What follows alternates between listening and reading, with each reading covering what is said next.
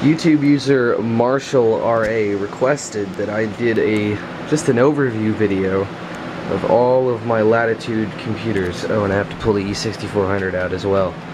Just a quick overview of all of them.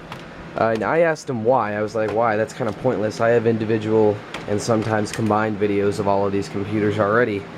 So why would I need to make a video like this? And he said, well, just to sum it up in one video to avoid any confusion whatsoever. So I just like, alright, fair enough, I'll do it. So yeah, I'm going to do that. I'm going to go over all of these four gray D-Series Latitudes, and then I will go over the E6400. So yeah, I have 3 D500s. That would be this guy, that one, and that one. 1 D600 and an E6400. So yeah, let's go ahead and go over them really quickly. This is the perfect one. I have swapped parts interchangeably between these three many times to try to find one, to try to build one that works flawlessly, and I think I got it. So here it is. So this is the nicest one. It has a 1.8 gigahertz Pentium M, 1 gigabyte of RAM, 40 gigabyte hard drive, and the SXGA plus 1400 by 1050 screen. All of those parts I supplied to this computer.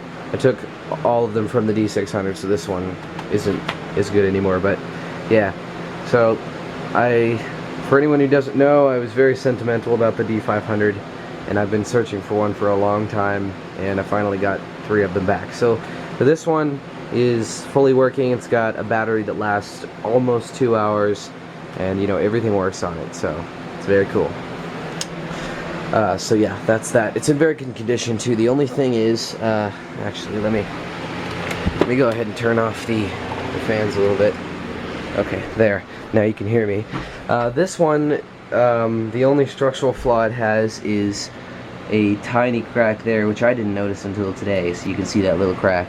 It doesn't affect anything. Like you can't push these in or you can't move them around. So yeah, it's just a small crack right there that I can't get rid of. And then it also has one crack down back here, which I have fixed with super glue. So that's a fixed thing. I bought a new keyboard for it, as you can see, so it's in very good condition.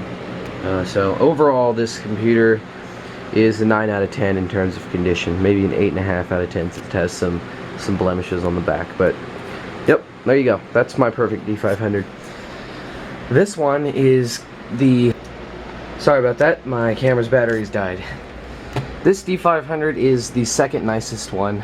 I've taken just mostly the worst parts, or the second worst parts, and this is what came out of it. So this is the second nicest D500. Everything works on it. It has a fully functional battery.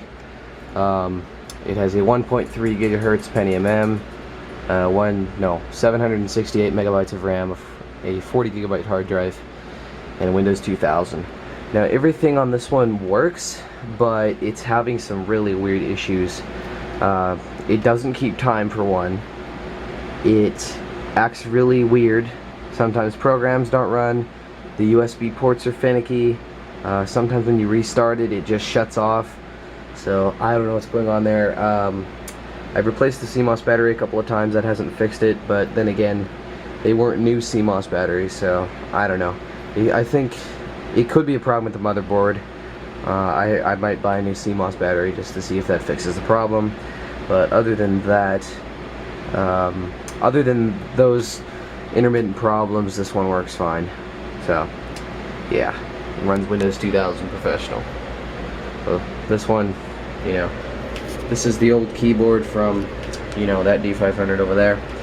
And yeah, so, it's a little worn.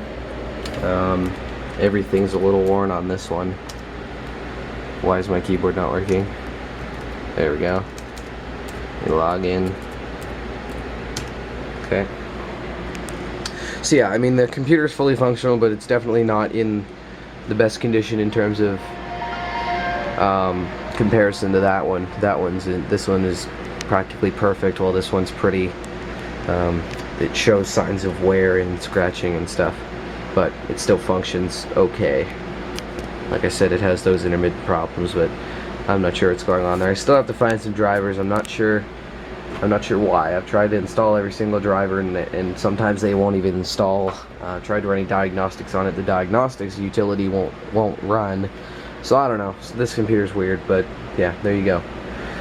This one, well, let me move my E6400 out of the way real quick.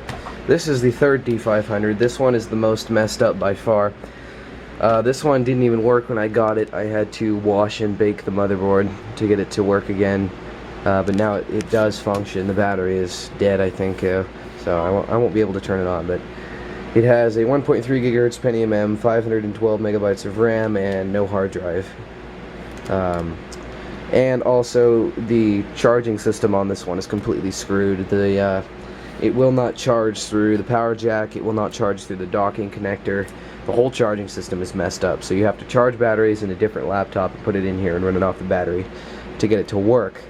I plan on buying a hard drive for this computer and the D600 just to get them up and running. That way, if my friends come over and they want to use my computers for an hour, they can. So, yeah. So this one, it's functional, but, well, I guess I can swap the batteries, why not? So, I know the battery in my D600 is working, so pull this out and swap this one out. I'll just boot it into the BIOS. This battery is completely shut. I have 3 working batteries. This one's the most worn out of those 3, but at least this one does work. That battery is stone dead. So let me go ahead and turn it on for you guys here. So it does power up into the BIOS, but other than that, nothing. It'll boot off a hard drive, so it works. But yeah, charging system's messed up, like I said. So yeah. So that is the semi-broken, you know, kind of crappy D500. This one is by far the worst condition. We have that. We have a very worn clicker. The whole thing is just worn all over the keyboard. It didn't even come with a keyboard when I got it. This keyboard is actually from this D500. So I just got a new keyboard for this computer. This keyboard is from here. And I just, you know, rotated them around. So this one actually has a keyboard now. So it looks pretty complete. But yeah, anyway, it's not going to boot up because there is no Windows install nor a hard drive in it. So yeah. And then I see I have a little number right there. So this one has number 1, number 2, and number 3 respectively. I should put a number 4 on this one. They also have property of me on them, all 4 of them. So let's put this battery in here so we can power this one up. So yeah, this one is, like I said, definitely the worst condition by far. So yeah, I will invest in a couple hard drives for these 2 guys so I can get them up and running. So this is the D600. This was the parts donor for this laptop. Just internal parts, not external. So this one is in really good condition. This is a later D600. This one was built in 2005. And it has really not very worn components. The keyboard's really not that bad. This one definitely has potential. It has a 1.3 gigahertz Pentium M, 512 megabytes of RAM, and no hard drive. So these 2 are identical in specs now. So yeah, but all of these have XGA screens, by the way. I can boot this one up. If I had a hard drive for this thing would work flawlessly. Everything works on it. There's nothing wrong with it. It was just, sadly, a parts donor for that one over there. So, yeah. So I'll boot it into the BIOS again. I swapped the CMOS battery on this one too, so it doesn't have any configuration information. I'll just power it down for now. So, there you go. This one is in pretty good condition. I'd say this is the best. This is the best condition out of all 4 of these laptops. So there you go.